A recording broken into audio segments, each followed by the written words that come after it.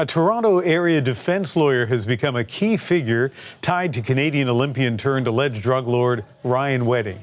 Deepak Paradkar, who previously went by the handle Cocaine Lawyer on social media, now faces charges linked to a massive criminal operation that smuggles cocaine.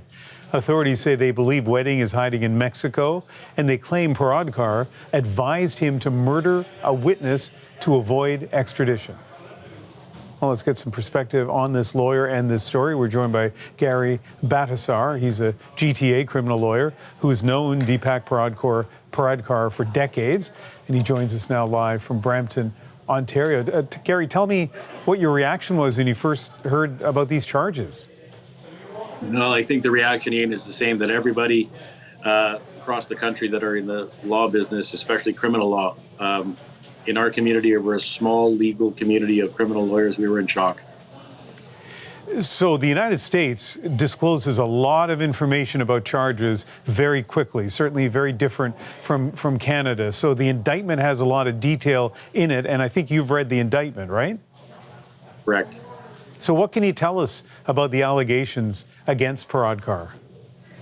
Well, it's exactly what has been reported, and it's shocking. A lot of us hope it's not true, but the allegations are exactly what's been reported. There's conspiracy charges, there's cocaine charges, there's arranging homicide, and that's what the allegation is. And again, they're simply allegations. Nothing's been proven in court.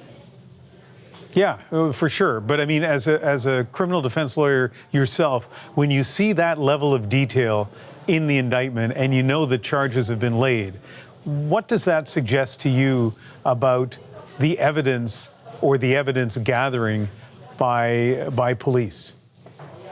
Well, I think the evidence gathering is probably the most important part. And I think the police, obviously, if they're making extradition requests to foreign countries, they have to make sure all their I's are dotted and T's are crossed. And that's precisely what the U.S. government and Department of Justice is probably doing before they laid these charges. They probably gathered wiretap evidence, informants. They probably had a number of other things at play, both here, the U.S. and Mexico and other countries. So this is not something they just decided to do overnight. It was a planned strategic move, and in conjunction with the RCMP and the OPP. And that's how we find ourselves here. Now, you don't have to be a lawyer to know about lawyer-client privilege, the confidentiality that is very difficult for authorities to kind of pierce and get behind.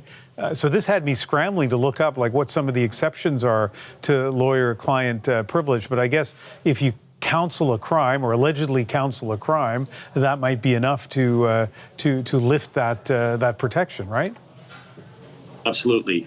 We as lawyers are entrusted with all of the privileged information that our clients give us, and we keep that, with us and don't disclose it to anybody. But we cannot participate, be part of criminal activity, participate in criminal activity because privilege does not apply under those circumstances, and that's precisely what happened here, according to the allegations. You know, the life of a defense lawyer can be tough sometimes because you can, of course, end up defending people who are, not, are kind of reviled in society, right? And I've talked to lots of defense lawyers over the years who say that part of what they do is give people what they have a right to, which is a vigorous legal defense. And of course, that has to be done within the parameters of the law. One of the things about Paradkar, even before this, is he seemed to come close to the other lines, like in terms of his social media posts and kind of almost bragging about the fact that he defended people who were charged with drug crimes. How did that feel to his fellow lawyers when you saw kind of how flashy and maybe provocative his social media posts were? Well, everybody conducts themselves the way they see fit, and he chose to. If he wanted to be flamboyant and wear flashy shoes and have great cars, he had a very busy practice. He had a successful practice. That was his right. It wasn't something that the majority of other lawyers would have done.